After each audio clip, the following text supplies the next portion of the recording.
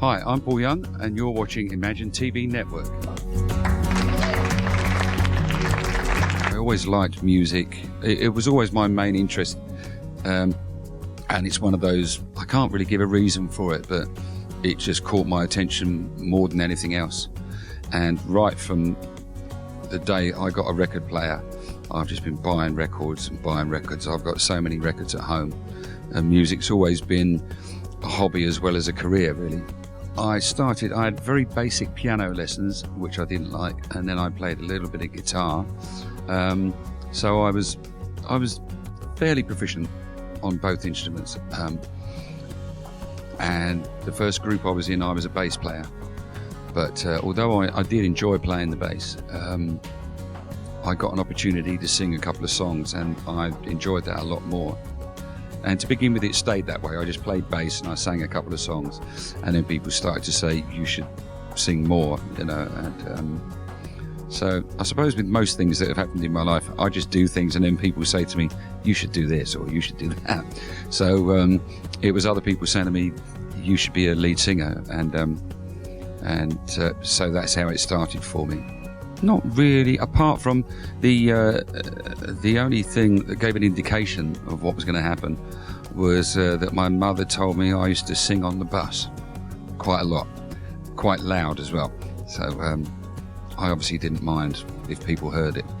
Oh yeah, when I first began to sing, I wasn't very good at being in front of an audience.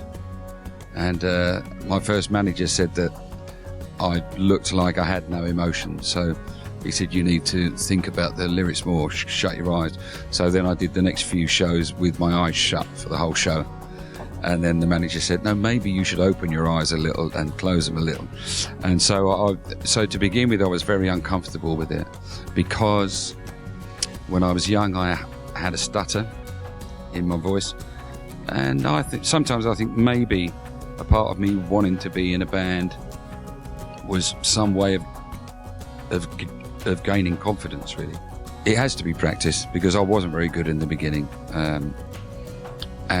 but then you start to get comfortable with it, and I think it's kind of sad in a way that fame comes very quickly now, because they don't get a chance to develop their own personality on the stage.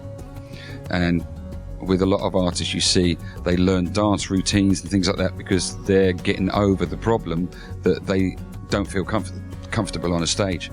So they have to be taught things to do. Whereas I was lucky, I had 6 or 7 years of constant live shows. So in the beginning, I was useless. And then I got better, and I got more confident, and I found my own style on stage. Most of the time it's the lyrics of the song. I'm thinking about the lyrics of the song and what they mean. Sometimes I will think about it in one way, and then I'll think about the song in another way.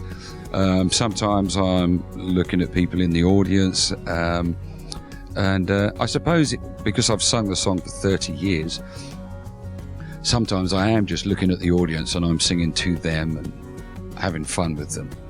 But then on another night, I think, okay, now I'm going to think about the words and what they mean, you know. So I try to vary it if I'm on stage. If everybody knew how to get a hit song, I wish it was that easy.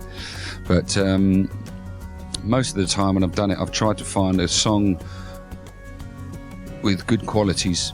Sometimes it's a lyric, sometimes it's a melody, sometimes it's actual chords, not necessarily the melody, but then once you've got that, then you've got to work on an arrangement for the song that is sympathetic to the lyric.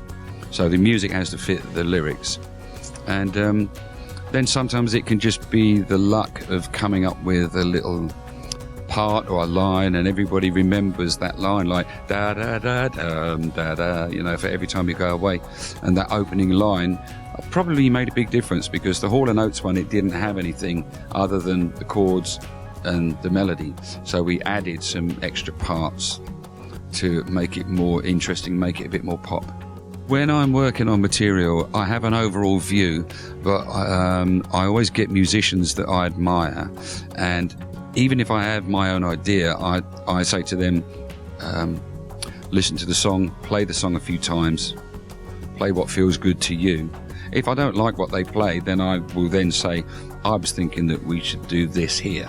But I always welcome another point of view, so I'm not obsessional about things. And the other thing is, I'm never quite sure when it's over and it's done.